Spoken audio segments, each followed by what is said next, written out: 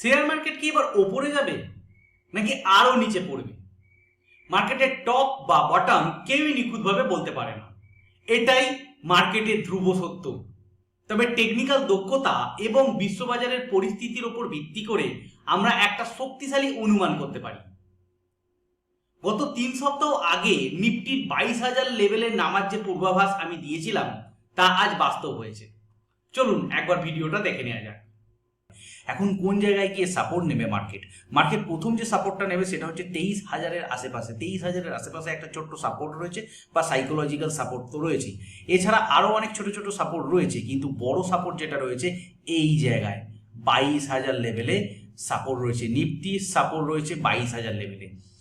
এতক্ষণ ভিডিওটি দেখলেন, তবে বর্তমান পরিস্থিতিতে দাঁড়িয়ে বাজারের গতি প্রকৃতি বুঝতে আমাদের 4টি প্রধান দিক খতিয়ে দেখতে হবে। তার মধ্যে টেকনিক্যাল দিকটি আমরা শেষ দিকে দেখব। এর পেছনে প্রথম এবং প্রধান কারণ হলো বিশ্ব বাজারে অস্থিরতা। ভারতীয় বাজার বিচ্ছিন্ন কোনো দ্বীপ নয়। বর্তমানে মার্কিন বাজার, ডাও জোন্স, ন্যাসড্যাক বেশ চাপের মুখে রয়েছে। এর পেছনে রয়েছে বিশ্ব জুড়ে চলা অস্থিরতা এবং প্রভাবশালী নেতা যেমন ডোনাল্ড ট্রাম্পের পাগল করা বক্তব্য, বিভিন্ন বিতর্কিত মন্তব্য যা বিনিয়োগকারীদের আত্মবিশ্বাস কমিয়ে দিয়েছে। এছাড়াও রয়েছে ভূ রাজনৈতিক পরিস্থিতি এবং তেলের দাম। বর্তমানে যুদ্ধ পরিস্থিতিতে বাজারের জন্য সবচেয়ে বড় ভয়ের কারণ হচ্ছে তেলের দাম।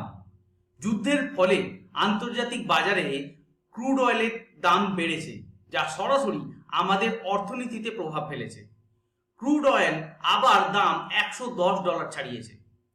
তেলের দাম বাড়ার ফলে মুদ্রাস্ফীতি বেড়েছে এবং শেষ পর্যন্ত শেয়ার বাজারেও সেলিং প্রেসার তৈরি হয়েছে।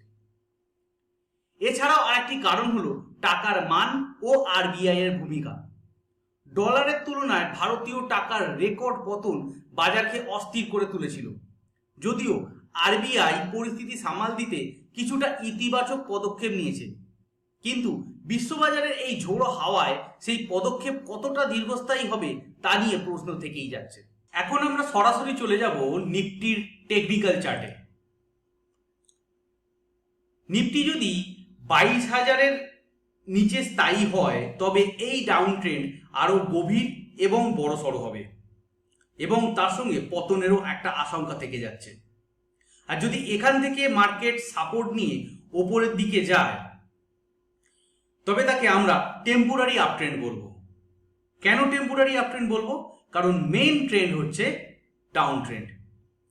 আরও একটা দিক যদি দেখি, এটা আমি সাপোর্ট রেজিস্ট্যান্স বললাম, আরও একটা জিনিস যদি দেখি, এখানে আমরা একটা পরিষ্কার ডাউন ট্রেন্ড দেখতে পাচ্ছি এবং নিফটি কন্টিনিউ ওপর নিচে করতে করতে নিচের দিকে যাচ্ছে। অর্থাৎ এই রেঞ্জ যতক্ষণ না ভাঙছে, অর্থাৎ এই যে রেঞ্জ লাইন আছে এই লাইন ক্রস করে যতক্ষণ ওপর দিকে যাচ্ছে ততক্ষণ নিফটি কিন্তু এইভাবে নিচের দিকেই যেতে থাকবে। আর যদি এই ডাউন লাইনটা যদি ভেঙে যায় তাহলে কিন্তু নিফটির গতি নিচের দিকে আরো দ্রুত গতিতে পড়বে।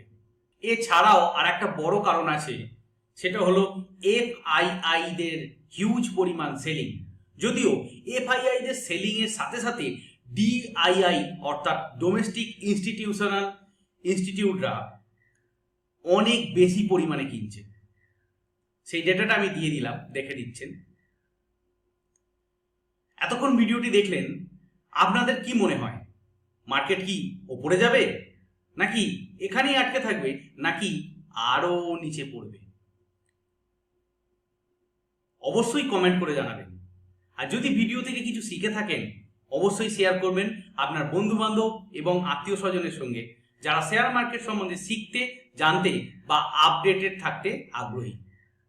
ভালো লেগে থাকলে অবশ্যই সাবস্ক্রাইব করবেন এবং একটা লাইক দিয়ে সঙ্গে থাকবেন। ধন্যবাদ।